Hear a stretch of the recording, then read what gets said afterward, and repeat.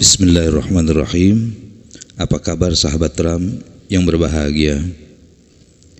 Kita akan bahas tentang perselisihan dalam rumah tangga dan kiat menyelesaikannya.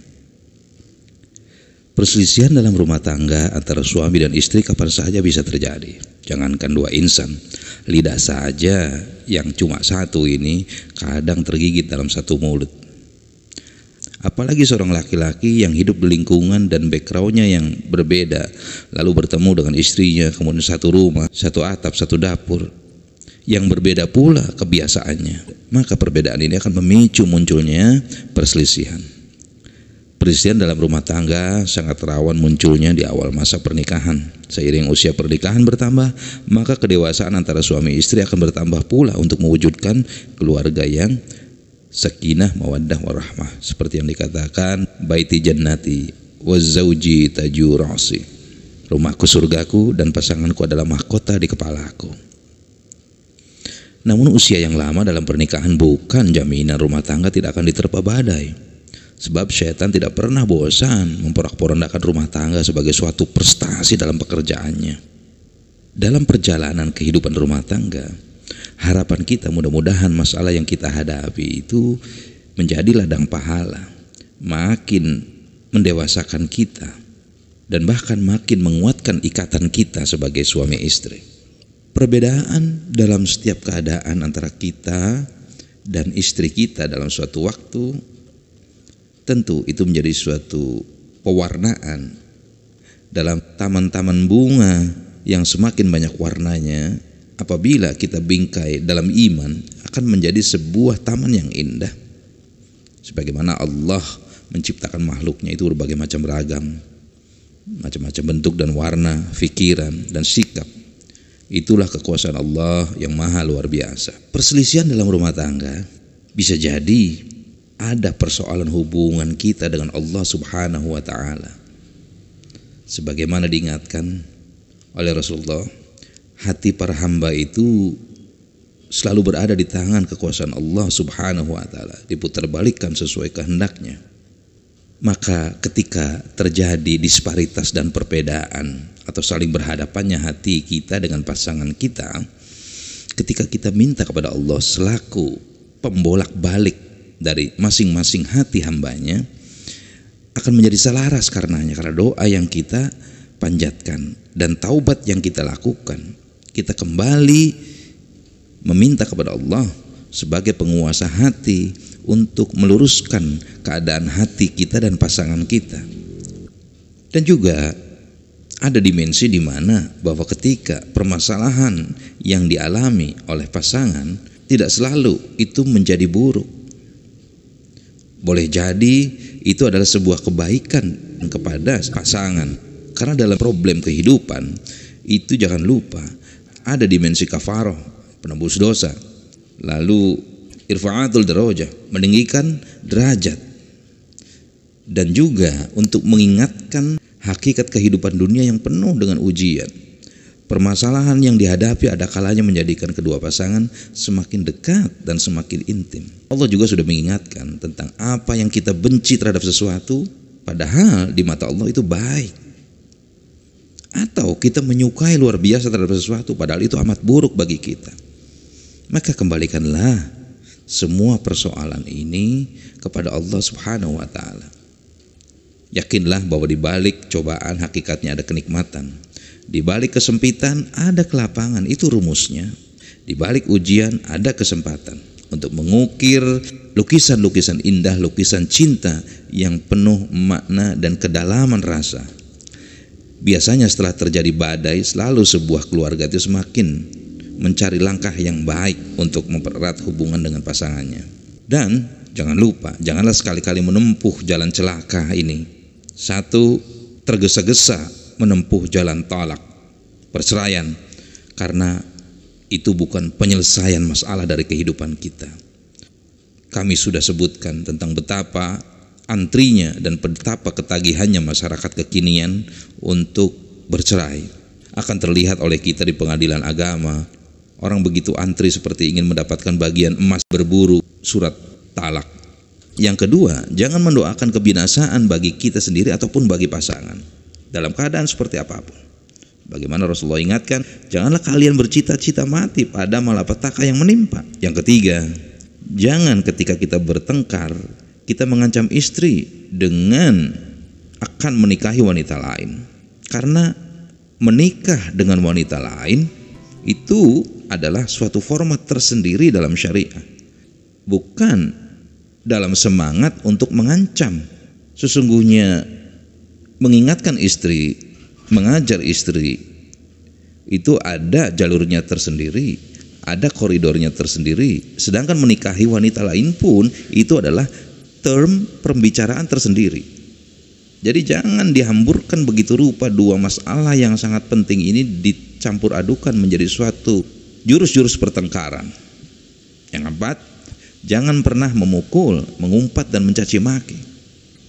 Kata Rasulullah, mencaci seorang muslim adalah kefasikan. Lalu bagaimana mungkin kita mencaci pasangan kita sendiri? Bukankah dia itu ibu anak-anak kita? Yang mana anak-anak kita akan mengalami dampak macam-macam, dampak psikologis dari umpatan kita terhadap pasangan kita. Kemudian jangan juga mengancam akan keluar rumah. Janganlah melaporkan urusan rumah tangga yang merupakan aurat kita kepada orang tua kita atau bahkan kepada keluarga sekalipun. Bolehlah kita lakukan kecuali konsultasi kepada orang saleh, kepada hakim yang bijaksana. Keenam, jangan menyertakan anak-anak dalam menghadapi perselisihan rumah tangga. Bagaimana anak akan menghormati kedua orang tuanya ketika keduanya saling merendahkan? Kasihan mereka. Mereka akan diterpa badai kebingungan yang luar biasa dan sedih mereka itu. Yang paling mengerikan adalah jangan menempuh jalan syirik ketika terjadi badai rumah tangga. Jangan pergi ke dukun atau menggunakan sihir. Karena Rasulullah mengancam, siapa yang mendatangi dukun atau tukang tenung lalu ia benarkan perkataan dukun itu, maka ia telah kafir terhadap apa yang diturunkan kepada Muhammad SAW. Ini adalah ancaman yang sangat serius. Ikhwatu iman, sahabat Ram yang dicintai Allah, selesaikanlah permasalahan rumah tangga dengan duduk bersama, cari waktunya dan bersabarlah. Kemudian tenanglah, tidak dalam kondisi marah, berzikirlah terus-menerus untuk minta pertolongan kepada Allah.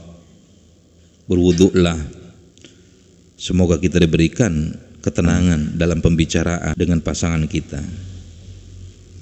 Jika marah, janganlah bicara. Betapa banyak perceraian timbul sebab marah yang sedang memuncak. Berikutnya, tahanlah amarah kita, karena sesungguhnya orang yang kuat, khususnya laki-laki ini, bukanlah yang berotot besar dan mampu berkelahi luar biasa, tapi orang yang kuat adalah yang mampu mengendalikan dirinya ketika dia sedang marah. Mulailah pembicaraan dengan mengatakan aku atau saya, agar pasangan kita memahami kondisi yang kita rasakan. Jangan memulai pembicaraan dengan kamu, karena itu berarti penghakiman. Lalu ketika kita sedang berbicara, bicaralah langsung pada persoalan yang sedang terjadi. Jangan mengungkit masalah yang lalu. Lalu jangan pukul rata setiap permasalahan dengan mengatakan kamu itu selalu berbuat begini, karena itu perkataan yang kurang tepat. Tidak ada kata-kata selalu sebagai gambaran pikiran positif, karena tiap kita itu adalah berbeda-beda dalam setiap waktu dan ruangan, tidak selalu. Jangan pula kita membandingkan pasangan kita dengan pasangan yang lain. Itu sangat keliru sekali dan terlarang. Bicaralah dengan tenang dan secara bergantian. Selesaikan dulu bicara kita, atau dengarkan dulu pasangan kita bicara sampai selesai. Demikian pun sebaliknya. Bila kita tidak sanggup diam atau takut lupa dengan apa yang akan kita sanggah, maka tulislah itu dalam kertas tentang pernyataan-pernyataannya yang keliru. Ada hal penting selain itu, berilah stimulus kepada pasangan kita untuk menyampaikan pikirannya, apa yang dia mau, yang real dan sungguh-sungguh yang dia ingini berdasarkan kemaslahatan tentunya.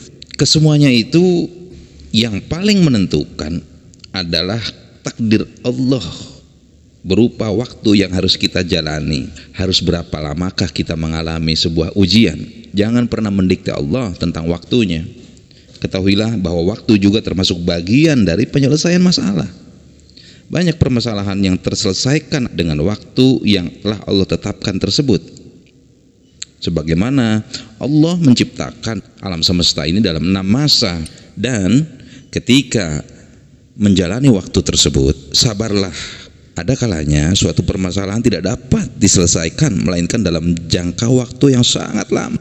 Maka bila kita sudah melakukan berbagai upaya, maka itulah penghambaan kita. Tentu bukan hanya kenyamanan, kemudahan, serta kasur empuk saja yang kita nikmati, tapi ada onak dan duri, badai, serta gempa terkadang menimpa kehidupan kita.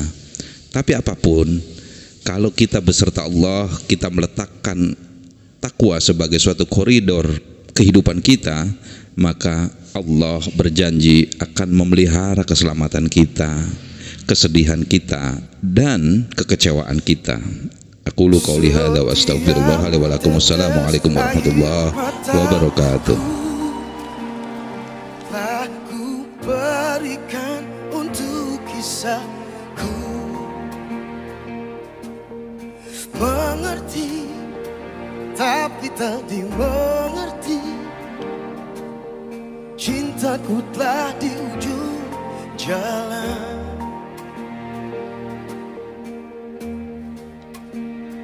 Setiap kata dari bibirku kadang tak sama dalam hatiku. Tersenyum dalam hati menangis. Cintaku telah